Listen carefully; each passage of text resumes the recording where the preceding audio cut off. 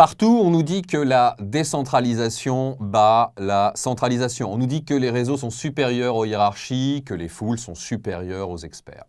Les leçons des internets centristes, je les situe à un certain niveau. Ils n'ont pas tort et on a tous un peu besoin de remodeler nos institutions politiques et sociales à son image, c'est clair. L'attention pour l'autre, alors globalement aujourd'hui, dans le monde dans lequel on vit, tout le monde croit l'avoir faiblement à l'œuvre dans ce qu'on appelle les white space, par exemple, ces temps libres comme le trajet en métro ou dans la rue, où sont des espaces où nous sommes avec d'autres et où nous continuons apparemment, c'est une hypothèse en tout cas, à ne pas nous soucier des autres en scrollant nos walls de manière frénétique. Alors c'est vrai qu'il y a d'autre part des fans d'un certain novlangue digital qui continuent de se fracasser sur le réel en disant qu'avec le web, de toute façon, on n'a plus besoin de règles pour être ensemble et que le lean, sous-entendu le lean startup, est le seul a priori qui vaille. Quand même, un programme défini, ça peut conduire à des choses intéressantes. Depuis 2007, on en fait la démonstration, depuis 2007, donc, le juriste Larry Lessig remet en question le fonctionnement même de la démocratie américaine via un comité d'action pour le développement du financement participatif qui s'appelle le Mayday PAC, afin de transformer donc le financement des campagnes politiques américaines pour les rendre plus indépendantes des lobbies, plus transparentes donc. En clair, pour de la politique transparente, vous financez vous-même, par crowdfunding, les campagnes des candidats. Il y a incontestablement donc des actions civiques et de nouvelles formes d'innovation qui imaginent des services plus respectueux de la vie privée des utilisateurs ou travaillent à chiffrer l'Internet pour contrer la surveillance. Ça, c'est quand même un programme commun, c'est presque un programme politique. Donc c'est incontestable, on va devoir réfléchir à la manière dont nous préparons la prochaine génération de citoyens dans un monde où le pouvoir ne consiste pas seulement à voter, mais à faire. Et on va parler de tout ça. Les mouvements conversationnels sont éclatés, c'est vrai, ils sont diffus, ils sont fractionnés, ils sont périphériques et ils sont spécialisés. Donc l'idée aujourd'hui d'un public unifié, celui des grandes audiences, de la masse des médias de masse, n'a pas grand sens quand on le rapporte au web.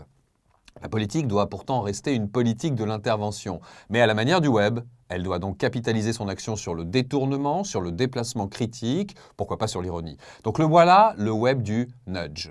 La politique doit apprendre à nudger. Le nudge, et ça donne lieu à un nudge bien sûr de type marketing, on le verra, les marques doivent aussi apprendre à devenir des tanks pour think and do, on verra ça. Le nudge, donc en politique, propose tout simplement d'exploiter cette tendance naturelle à l'inertie, parce qu'en fait il part de là. Il y a une tendance naturelle à l'inertie pour justement utiliser cette tendance à l'inertie de manière positive, il faut la contrebalancer et contrebalancer notamment ses effets néfastes en travaillant sur ce que Thaler et Sunstein appellent l'architecture du choix. Thaler et Sunstein, ce sont les créateurs bien sûr du nudge.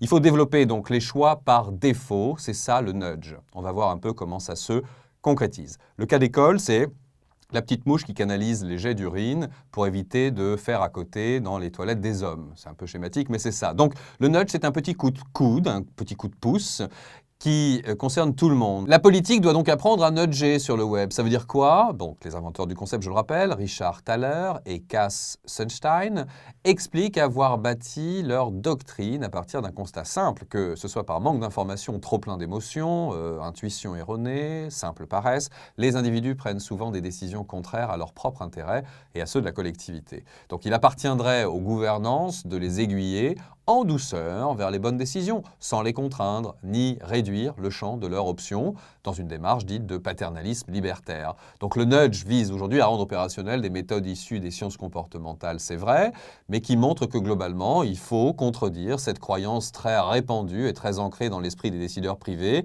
comme publics, qui croient qu'un individu bien informé prendra naturellement les bonnes décisions dans son intérêt et dans celui du collectif, ce qui est généralement complètement faux. Concrètement, vous remplissez un contrat où plusieurs clauses qui vous veulent du bien sont précochées. Le principe de liberté est préservé par une clause de désengagement. Vous pouvez vous désengager quand vous le voulez. À vous le choix final.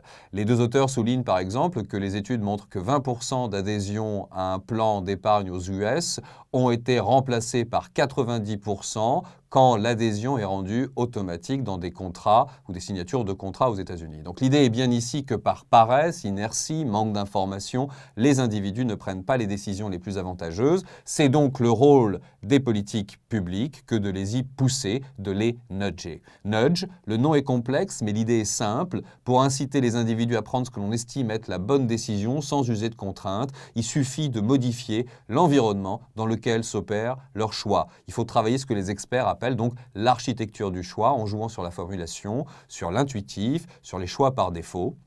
Voilà, donc c'est un petit peu comme ça qu'il faut comprendre les évolutions en cours, si elles peuvent être politiques et si elles peuvent être politiquement, digitalement acceptables. Ce nudge, donc, il est très important parce qu'à force de demander l'arbitrage et de demander à l'action individuelle de se caractériser, on va tout simplement mettre en place quelque chose de très important pour le web, qui est le droit coutumier, qui n'est pas tout à fait en place aujourd'hui. Il faut bien comprendre que le web rend au droit sa nature première. C'est un espace d'une négociation possible dans le cadre de règles collectives. C'est donc effectivement une nouvelle société. Le web donc se déplie dans un espace personnel et social, circonstanciel. Il y a forcément des circonstances aggravantes et des circonstances atténuantes, en tout cas sur le web. Et cette notion, ce contexte nous ramène au fondement historique du droit. Le fondement historique du droit, c'est ce qu'on appelle la coutume, c'est donc le droit coutumier.